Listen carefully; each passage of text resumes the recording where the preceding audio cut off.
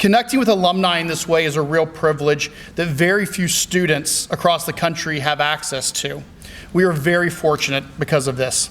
Today you will hear from 5 of Bexley High School's most outstanding graduates, individuals who have walked the same hallways, sat in many of the same classrooms, and whose experiences have helped shape their lives.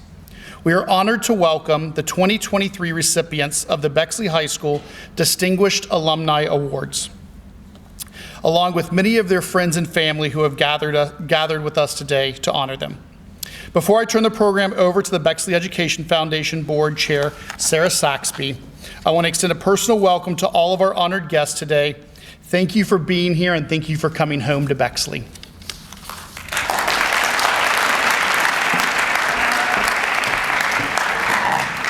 Thank you, Mr. Caudill. And on behalf of the Bexley Education Foundation, I want to welcome our Bexley High School Distinguished Alumni, their family and friends, and all the students who are joining us at today's celebration.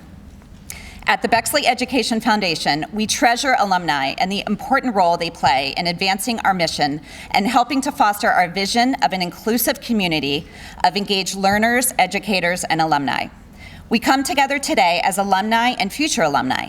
Please know that you share a special bond, and believe me, wherever you go, you will find Bexley alumni. We believe that our alumni have so much to share with current students. We hope that all of you, our future alumni, will be inspired by today's award recipients. They are all incredibly talented and accomplished individuals, and we are so excited they are here today. And now to begin today's recognition program, I would like to invite our Vice Chair for Alumni Relations and fellow grad, Angela Mugler, to the stage.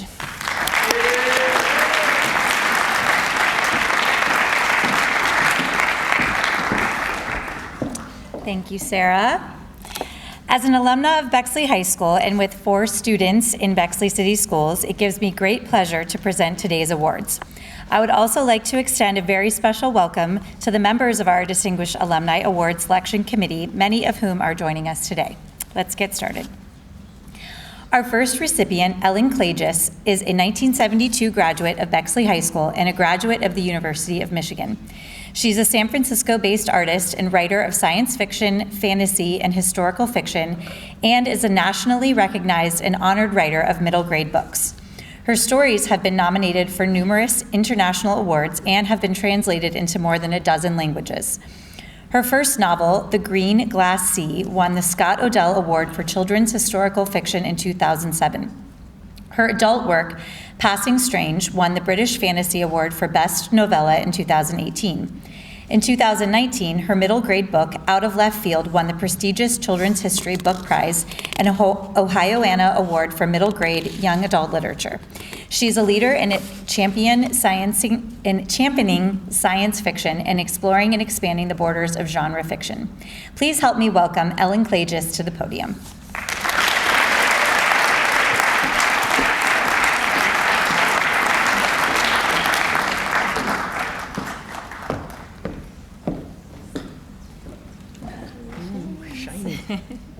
Thank you.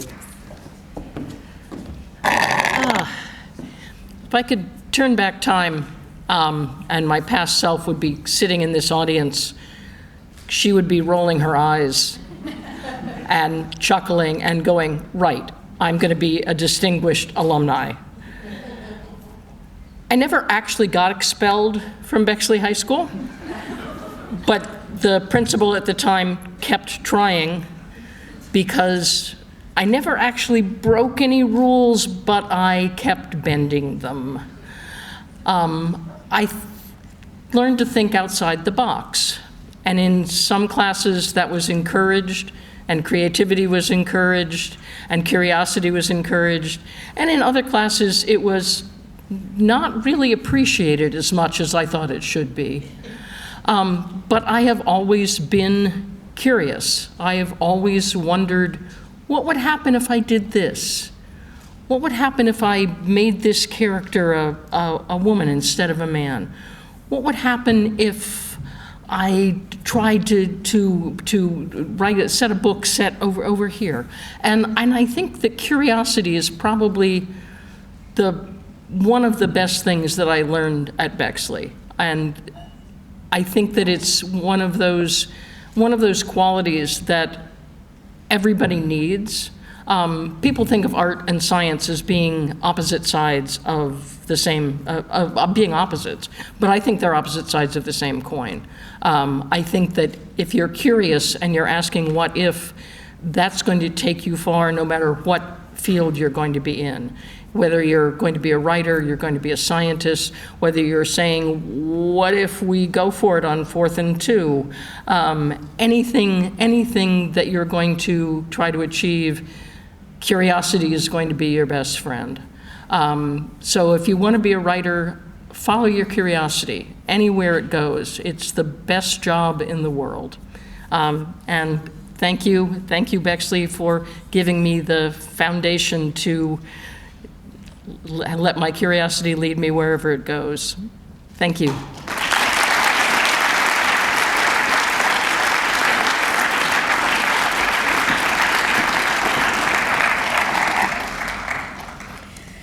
Our next recipient could be called Bexley's pediatrician. Dr. Bruce Meyer's career spans over 50 years as a leader in medicine here in Columbus, having seen multiple generations of patients on the East Side, as well as training generations of pediatricians with Nationwide Children's Hospital. Dr. Meyer was instrumental in diversifying the early hospital staff and in the early expansion of the hospital. Today, he still serves as administrative medical director and is a retired clinical professor of pediatrics at The Ohio State University College of Medicine. He continues to support the pediatric residency training program and works with community physicians on relationships with the hospital. Dr. Meyer is a graduate of OSU Medical School and completed residency and fellowship at Nationwide Children's and the Children's Hospital of Pittsburgh of UPMC, respectively. Dr. Meyer graduated from Bexley in 1957, as did his 3 sons, many grandchildren, and nieces and nephews. Please help me welcome Dr. Bruce Meyer to the podium.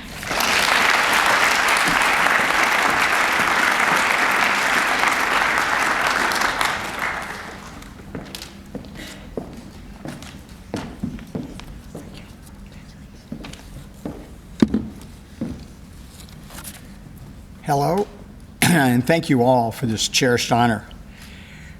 First, I'd like to give you some Bexley historical data that may interest you. In 1948, when my family moved here, South Merkel from Broad to Fair had not been built. South Roosevelt to Powell were newly built homes. Maryland Avenue School opened 2 years later. Our summers, though, were spent on the supervised playgrounds, which presented us with sports and arts and crafts and allowed us to be free for the summer and allowed our parents to let us go. The name on your stadium is my coach, Coach Smith. Classes, though, in those times were fairly close to your same size, as about 140. I do treasure my Bexley life with family and friends, as well as the education I received. I believe this has led me to my success in college, medical school, medical training, the care of children, and teaching future doctors. I believe my biggest success is having a wife from Pittsburgh, but she is very appreciative of her life here and what is provided for our entire family. As we had our 3 sons and 7 of our grandchildren have been educated here in Bexley. Your excellent education with a kind, accepting community will take you as far as you will allow it. I leave you with a quote: cherish and take advantage of not only the outstanding education here, but also that which you receive from your families and the entire Bexley community. In my time, we were not as diverse as you are, but we learned to respect all others, as well as their opinions, backgrounds, and please use these to make a better tomorrow. Thank you again.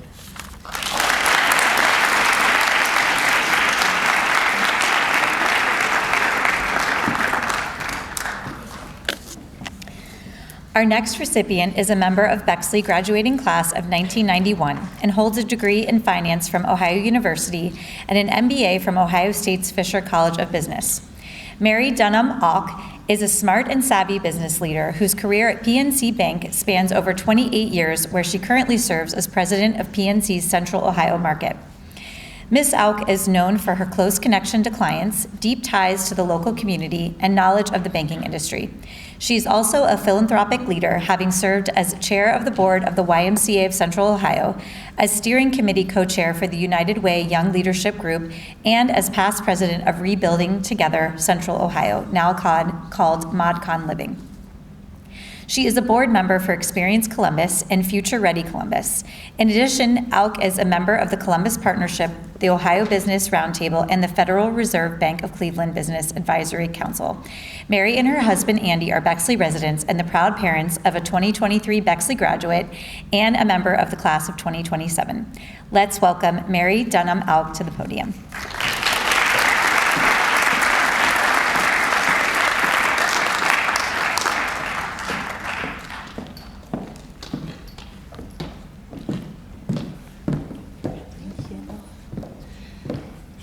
Thank you, Angela, and thanks to the Bexley Education Foundation.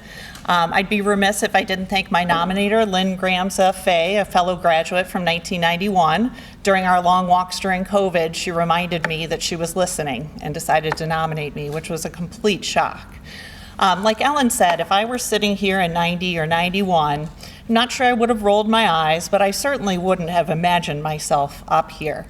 You see, when I was in high school here, I was a good student. I was involved in a lot of things, but I didn't see myself as a leader. I helped found the environmental club. I played volleyball a few years, ran track a few years, but I was never the captain of the team or the star athlete. I loved to sing, so I was in the choir, ended my 4 years in vocal ensemble, and I believe was in 3 musicals on this stage, which is a little surreal. But I was never the star, the soloist. So I didn't see myself as a leader, but there are 2 major things that happened here at Bexley that impacted, I think, who I became in my college career and my adult career. One was a math teacher named Rebecca Manley. Mrs. Manley was not the only female math teacher, but I think one of 2 or 3, but she was the only female math teacher I had at Bexley. And she set the bar high. She was tough. She had high expectations, and you didn't go to Mrs. Manley's class unprepared. One, you'd be at risk of being embarrassed in front of your peers if you were unprepared. But for me, I was worried about letting her down, about disappointing her, because she had such high expectations. She made a huge impression on me, so much so that I used to say, when I'm done with my business career and I retire early, I'm going to go back and teach high school algebra. Well, as Angela told you, I have one that just graduated last year and one that's a freshman. Now that I know what high schoolers are like, I can't promise you I'm coming back to teach high school algebra. The other thing that impressed on me a lot was my senior year, they started a program called WINGS. It basically was an independent study program. And in those days, we didn't have CCP or College Credit Plus. So if you had all your credit requirements, you couldn't get college credits yet.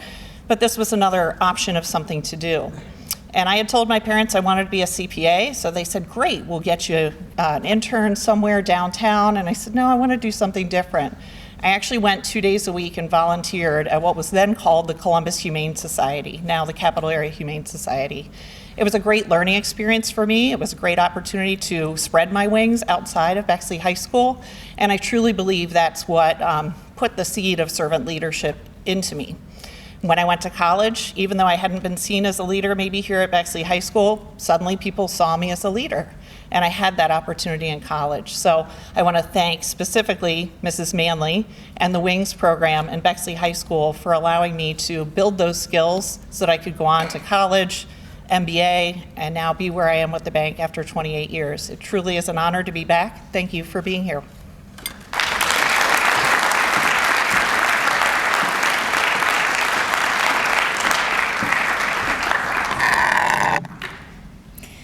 Our next recipient, Dr. Stephen Kress of the class of 1963, is recognized as one of the world's top conservationists, and his impact on protecting the seabird population is unmatched. Dr. Kress is founder of the Puffin Project, former vice president of bird conservation for the National Audubon Society, and at Cornell Laboratory of Ornithology, visiting fellow. His extensive career has focused on developing techniques for managing colonial nesting seabirds. He founded the Puffin Project 50 years ago with 6 puffin chicks. Restoring the puffin population with methods first developed in Maine are now standard practice worldwide. Hundreds of professional seabird biologists can trace their first interest in seabirds to Project Puffin, and each year the program trains about 20 interns. Dr. Kress received his PhD from Cornell University and his master's and undergraduate degrees from The Ohio State University. Please welcome Dr. Stephen Kress to the stage.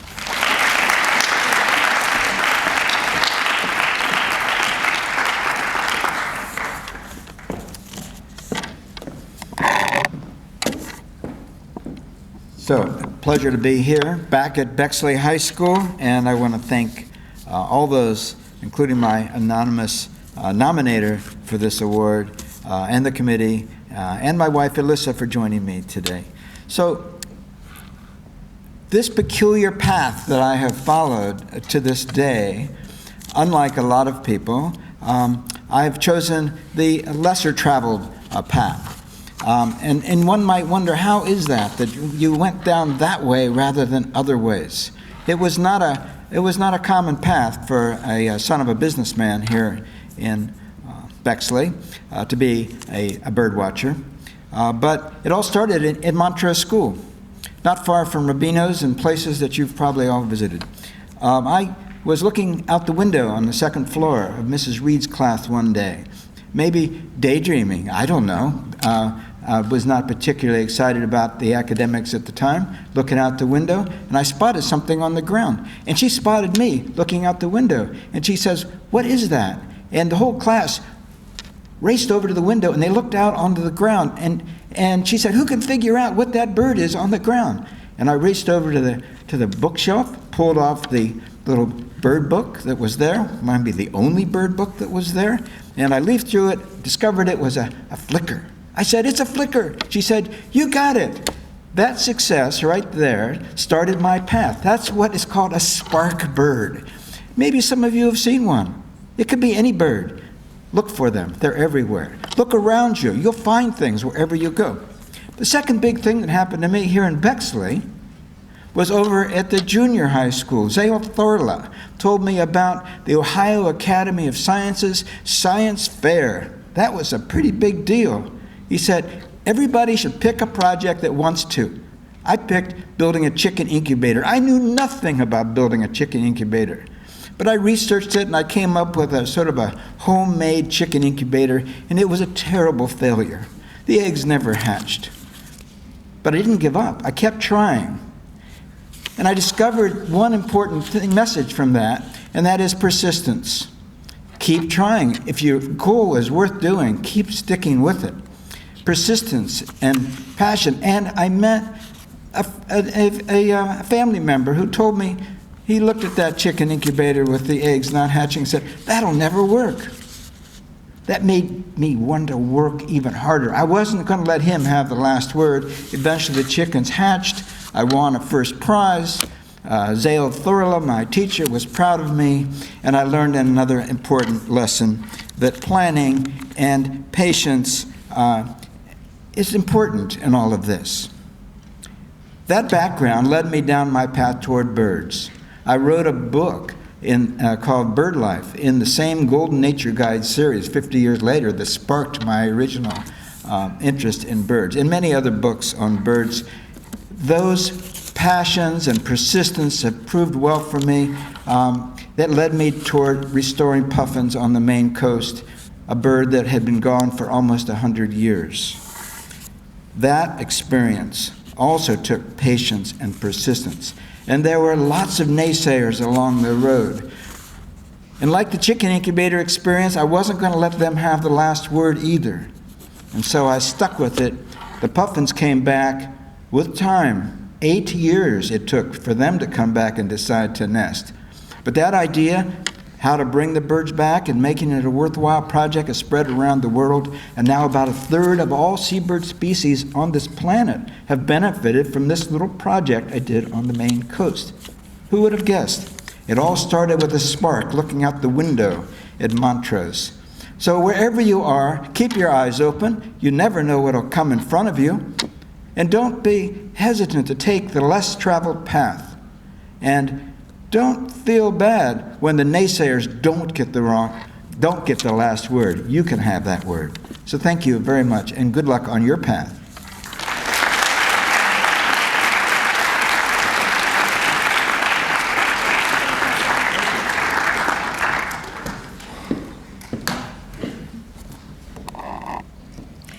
And last but certainly not least, I'd like to introduce internationally known Grammy-winning jazz impresario and music producer Todd Barkin, a graduate of the Bexley class of 1964.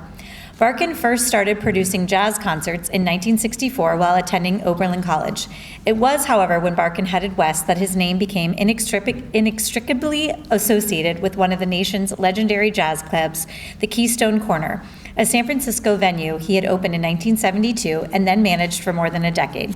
Following the club's closure in 1983, Barkin relocated to New York City to work as a record producer for labels in the U.S. and Japan. From 1985 to 1990, he was the manager of the Boys Choir of Harlem, setting up a program that showcased jazz musicians as guest soloists with the choir. His love of jazz, respect for the music and its practitioners, and knack for curating exciting live performances served him well in his subsequent capacity at Jazz at Lincoln Center. In 2001, Barkin was hired as Jazz at Lincoln Center's artistic administrator by Wynton Marsalis. He stayed with the organization for more than a decade, serving as programming director and MC for its Dizzy's Club Coca-Cola venue.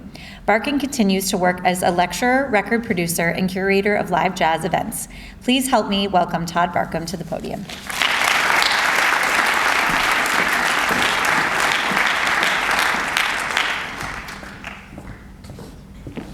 Well, hello. I want to, first of all, thank my nominators, Lee Carrier and fellow classmate Mark Lackritz, and my fellow honorees. I'm so happy. I cannot tell you how happy I am to be here. Bexley High School, I went from Bexley kindergarten through high school on this same block, and this is one of the most wonderful occasions in my life to come back here and to speak to all of you. And one thing I was thinking about most of communicating to you is it sounds corny, but it's as true as anything made in God's world, that it's all about love. And my whole career has been based upon my love of music, which started here in Columbus, Ohio. I met a guy named Rahsaan Roland Kirk. You might know him, multi-instrumental genius who was born and raised here in Columbus. And I met him on the bus. I was going to the Jets game. Columbus Jets used to be a Pittsburgh Pirates farm team. Now they're the Columbus Clippers, and I believe they're a Yankee farm team.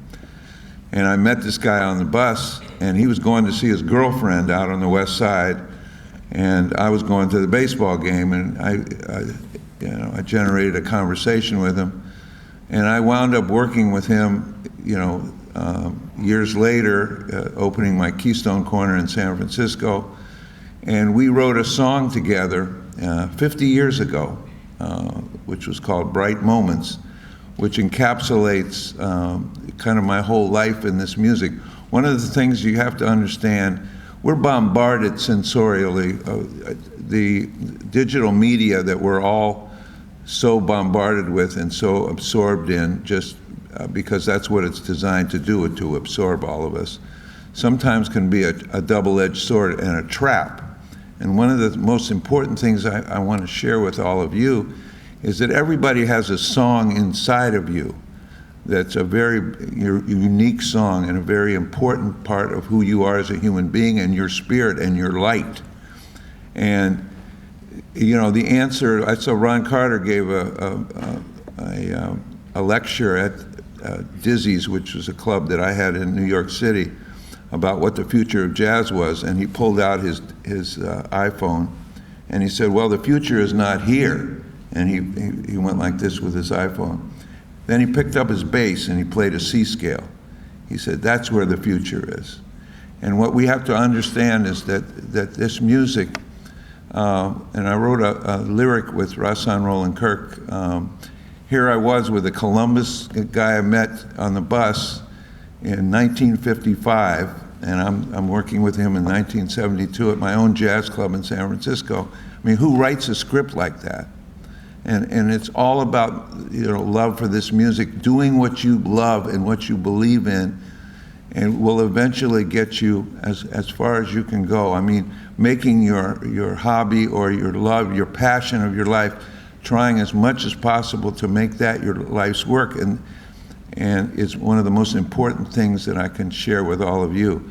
And we wrote these lyrics like 50 years ago. The lyric goes like something like, love's a dream that I feel you can always make real when you go where your heart and your soul sing to go.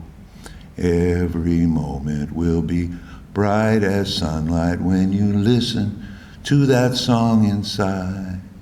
Let the light in your soul burn the darkness today. Let the song in your heart lift your troubles away. Can't you see that love can be a sharing of bright moments, bright moments, bright moments, bright moments, bright moments, bright moments right now. That was a song written by a guy, a sightless guy from Columbus, Ohio, who lived here, right here. His dad had a candy store right next to East High School. And we were working together out at a jazz club in San Francisco, writing that song, which was recorded at Keystone Corner in San Francisco in 1970. Actually, the song was written in 72 and we recorded it in 73. But the most important thing that I wanted to share with all of you is that you got to keep dancing to the song in your heart. As much as we are bombarded by all this stuff that we get bombarded with, each of us has a light, and the future of mankind is in your hands. And that light, keeping that light alive and realizing that we have to, the golden rule, which when we were growing up, the golden rule was imparted to us as do unto others as you would have them do unto you. But too much right now, it's gotten to be whoever has the gold rules, or a 6 gun beats 4 aces, or whatever version of it you want to hear. But we have to learn to a little more. This music points a way toward us, treating each other like you would treat other people as you would have them treat you. That's the most important lesson we can learn in our lives. And there's a lot of pressure, and I was at times maladjusted a high school student as anybody else, because it's an awkward time to be growing up and all the stuff you're going through. I think I was about 4'8" when I was in 7th grade, and in 9th grade I grew about 8 inches.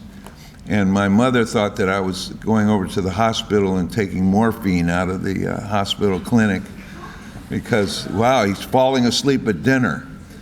But through all this, this is one of the most, I cannot communicate to all of you how deeply moved I am to be back here at Bexley. It was one of the greatest gifts of my life that I eternally draw upon. What I learned here, what I grew from, the people, the friendships that I developed here are still some of the strongest friendships of my life. So God bless you all, Bexley. Thank you for this honor. Congratulations to my fellow honorees, and keep dancing to the song in your heart. Thank you.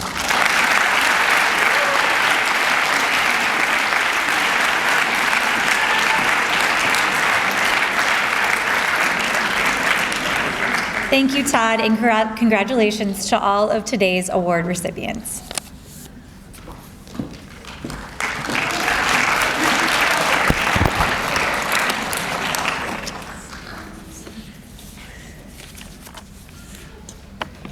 So I'm going to go off script here. So people, often refer to Bexley as the top-ranked high school in the state, or best high school in Central Ohio, and by some metrics, that's certainly the way that it measures. But I think that each of our honorees today have really pointed towards the true value of a Bexley education. It's those opportunities. It's those chances to be inspired. It's those just those little moments in your day-to-day. It isn't always a big thing. It's a bird outside the window. It's the high expectations of a math teacher. And those are the things that we hope that each of you carry with you in your day-to-day. The opportunities that you're provided every single day, it is up to you to take advantage of those. And if you do, regardless of what field, whether it's arts, science, business, any of these industries, you will have access to a world that's far beyond Bexley, but I think that you'll always remember that Bexley is where it started. So I appreciate each of our honorees reminding us of the importance of what happens here in this building and the opportunities that it opens up.